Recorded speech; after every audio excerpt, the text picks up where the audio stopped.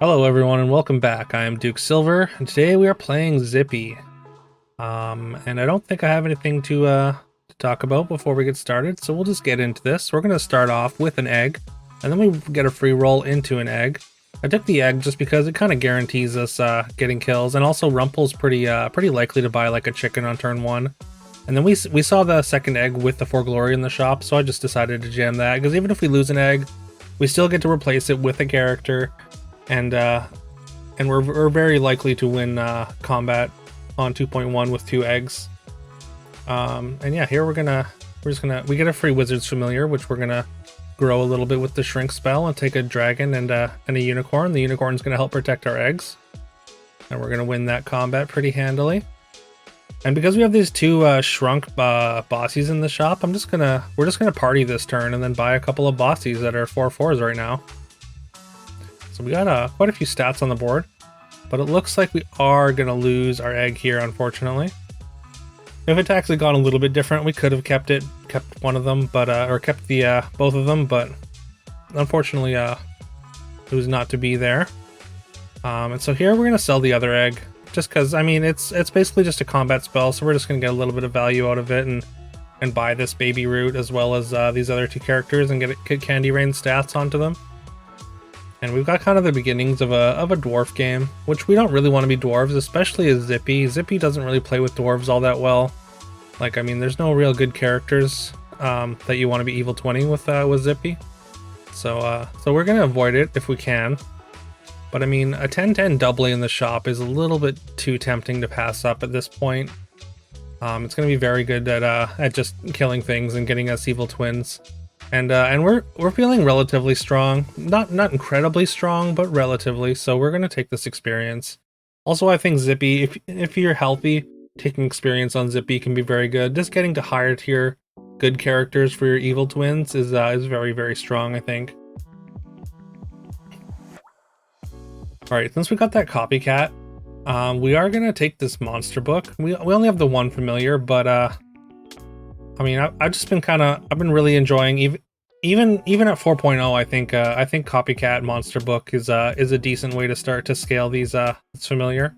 In addition to the spell you generally cast each turn, I think the scaling can add up. I mean, we do want to find another one if we're gonna do that, but yeah, there's a TLK in the shop, which we're not gonna fire off here, just because we don't really have a great target for it. If there was like a 4 in the shop, especially a good 4, we would be happy to lock that for next turn, and because we're gonna get our second evil twin next turn. So getting a level 4, a golden level 4, and then TLKing it would have been a fantastic play for us. But unfortunately, we don't get to do that here. And I considered selling these bossies just to get this greedy, because I mean, it's gonna be more stats on board, but I think casting the spell is gonna give us about as much stats anyways. And then at least some of those stats go on to our familiars, which we want to keep a lot more than the dwarves anyways. And Trophy Hunter gets the slay with their mummy, which is going to win them the combat. But we got our second copycat here. We do want to find books in pretty short order. Otherwise, these copycats are probably not going to be on the board that long. All right, we find a Lady of the Lake.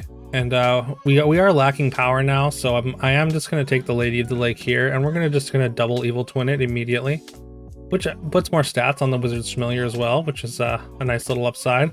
And here, I mean, we get both 3 of Swords and 3 of Shields. It might have been 3 of Swords here, but I went with the 3 of Shields just because I wanted to protect my copycats more and get them both to attack and keep scaling up these Wizard's Familiars. All right, and then we get a pair of Spellweavers in the shop, but we're not gonna lock it. We're not gonna go all in on the mage plan. It was pretty late for us to pick up or to try and scale these Wizard's Familiars, but it's really too late to be trying to get the Spellweavers to go. So, all right, and we lose that fight, unfortunately. So we're starting. I mean, the copybook kind of strategy is probably not. It's definitely not going to be fast enough. We didn't find a golden book or a second book nearly fast enough, and we're gonna lock this this second second Nian here and just cast this spell. But we are going to be looking to get out of Copycat very, very soon, if we can.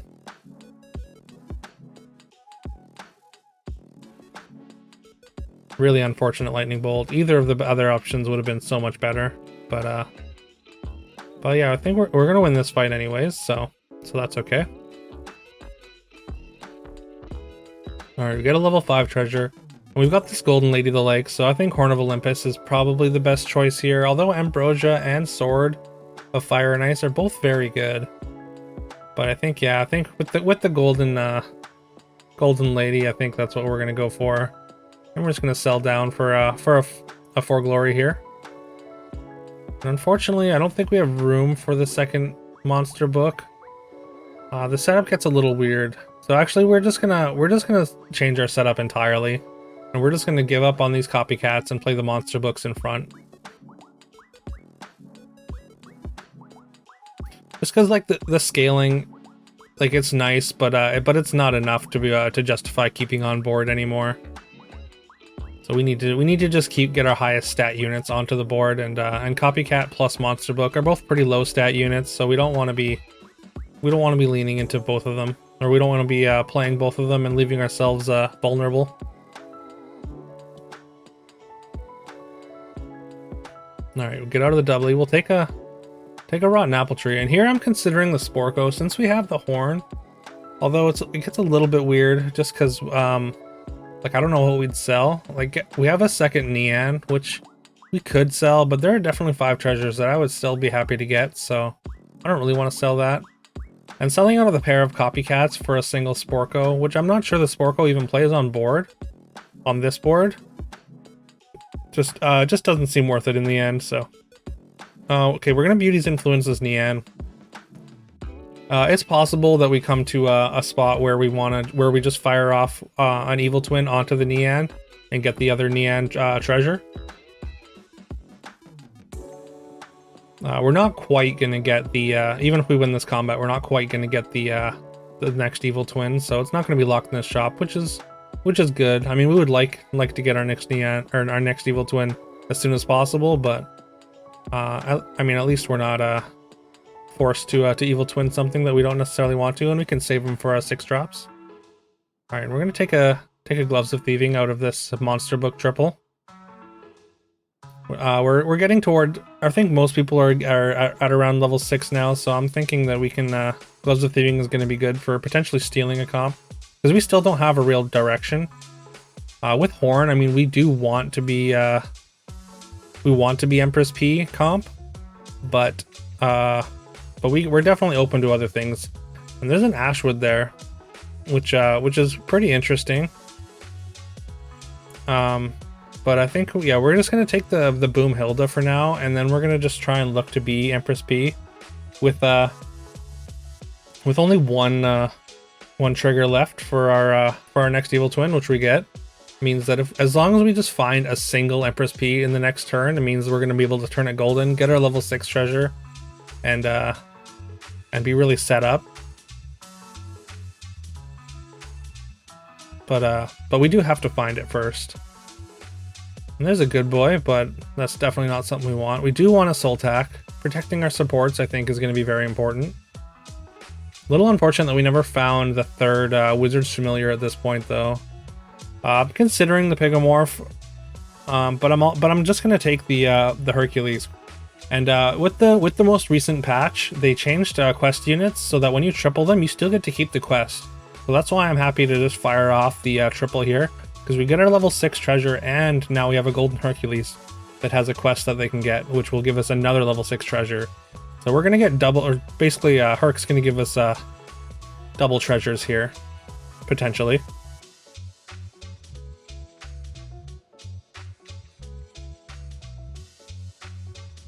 Alright, we don't quite get Herc to go there because of their Robin Woods.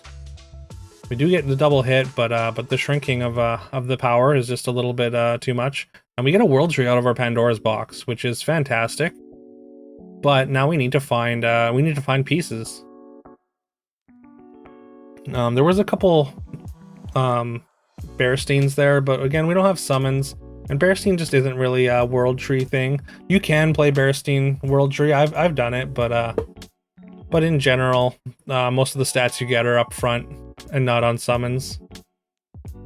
If you get like a decent, like some like puff scaling with the with World Tree, then Bearstein can be really good, because Bearstein plus Pumpkin, if you have enough puff buffs, can create a ton of stats, right? All right, we're just gonna create some hand space for our evil twin here. Unfortunately, we don't find anything.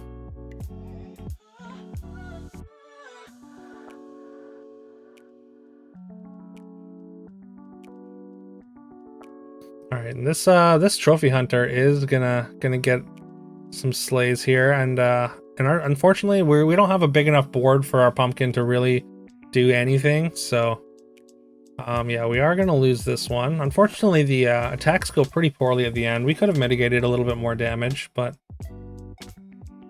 okay, so here it's 9th book or Embiggening Stone. We do have a lot of things that we need to buy still with Embiggening Stone, but also Embiggening Stone's a little bit awkward with Zippee, just because we're going to be evil twinning things, and they won't be getting the Embiggening Stone buff. So yeah, we're just going to go with 9th book. I mean, we've already got the pumpkin. We make another pumpkin with our evil twin. So so we're just going to kind of go try and get a bunch of spells out from our pumpkin summons and try and win fights that way.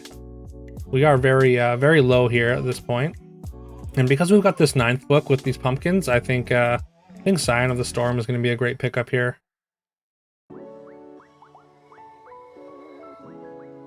And there's a Lordy that I rolled right past because I was running out of time and just kind of glossed over it. So that was an incredibly large mistake.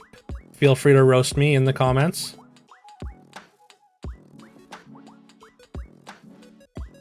But the 4th place bot, or the 4th place ghost, is very weak, which is kind of interesting. All right, so we are gonna pick up a court wizard. We're not gonna play it quite yet because we don't have the stats for it to matter at this point, even with all the summons. We're not gonna take the second one here.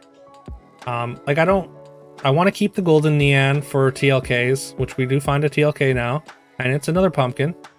And there's a Scion in the shop that we are gonna lock. And we also want to keep the other Nean, because there's other level 5 treasures that we definitely want more than Horn. Horn is not a good World Tree treasure, because like we don't really want to be playing supports, right? We just want to find Lordies and Ashwoods and Good Boys and play those. So we want to get out of this Horn as soon as we can. And this is a very large Good Boy board that they have here, and we're getting some very mediocre spells. Also, board space doesn't work out very well for those pumpkin summons.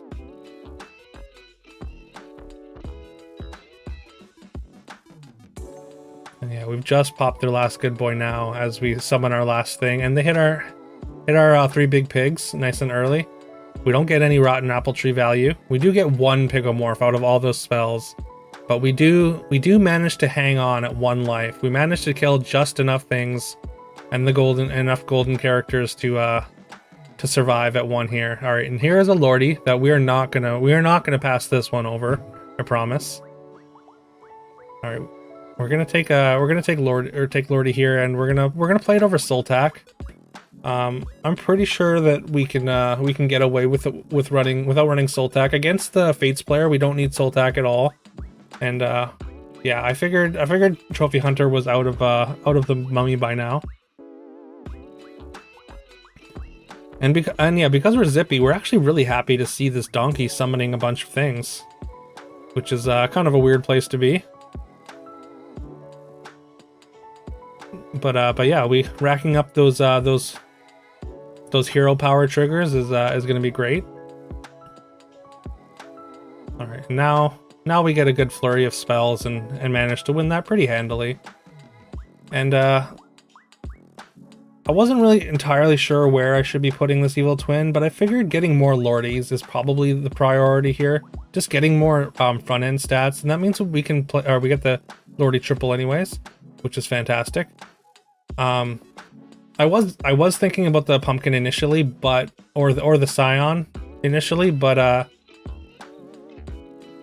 But all the summons from the from having extra pumpkins, I think, is going to be kind of what we want. So yeah, we didn't really necessarily want to lose our pumpkin right away, because we want to be able to fill the board with as many tokens as possible. And now that we have this singing sword, every time that we refill our front line with summons, they're gonna have extra stats. We were really hoping for Mimic here, but yeah, getting as many summons as possible for 9th book is basically what we're hoping to accomplish here. And now we're down to a top 2 with the Fates, that good boy player that beat us last time. But last time we were actually very favored. According to my tracker, we were about 78% to win that fight. So losing that was pretty bad. But yeah, we're gonna throw down a Cat's Call, and we're gonna hope that our summons and spells can get there. Also, our Scion is considerably bigger than last time we fought them, and we have this Court Wizard, which has a decent amount of attack because of those Lordies now. And yeah, as you can see, our spells are going much better already. As we pop our second pumpkin, this Cupid is gonna be fantastic. All right, we never pop our third pumpkin or our Cat's Call, notably. Again, there's another Court Wizard, but I'm not gonna take it. I just don't think it plays over anything on board right now, so I just don't think it was worth it. All right, now we're gonna triple our pumpkin, and we get our Mimic finally. And I did that right then so we could cast the Cat's Call. And now I just want to find any token generation. And there's a baby bear. That's gonna work. That's gonna be three mages for us, which are gonna cast 2 spells each. So that represents 6 spells plus Court Wizard attacks. All right, and our Lordy stats are they tried bringing in the Lightning Dragon to take out our back line, but our Lordy stats are just too much for the Lightning Dragon to even scratch our back line. And yeah, we just need to take out this Soul Tack, which is protecting their back line from all these spells we're throwing at them. But those poison apples, once this Soul Tack goes down, are going to do a lot of work for us. And there's another poison apple into a falling star, into the victory there. And there we have it. Another World Tree victory for Zippee. I feel like I get World Tree on Zippee like pretty often, to be honest. I had quite a few World Tree games with Zippee in the last patch that I didn't post because I didn't want to put too many. But yeah, other than skipping over that Lordy, which I saw while I was editing and was like, oh my god, I almost didn't post this just because that mistake felt so embarrassing and egregious. But I decided to anyways. I think going down to 1 life makes for a pretty intense game, and I think this one played out in a relatively exciting fashion. So if you agree, if you enjoyed the video, please leave a like and subscribe if you haven't already. It really helps the channel, and I really appreciate it. Leave a comment. I respond to every comment. Doesn't really matter what it is. If you just want to say hi, if you have a comment about the game, anything really, I'm happy to read and respond to every single one of those. But yeah, follow me over on Twitch. I've been streaming regularly, and you can find my Twitch in the description and in the pinned comment. And again, we'll be doing a giveaway at 500 subscribers. So if that's something that convinces you to hit that subscribe button today, then that's what we're doing. We're gonna give away 2 700 gem codes at 500 subscribers, and yeah. I think that's everything for today. So with all that being said, I hope you all have a great day, and I will see you tomorrow.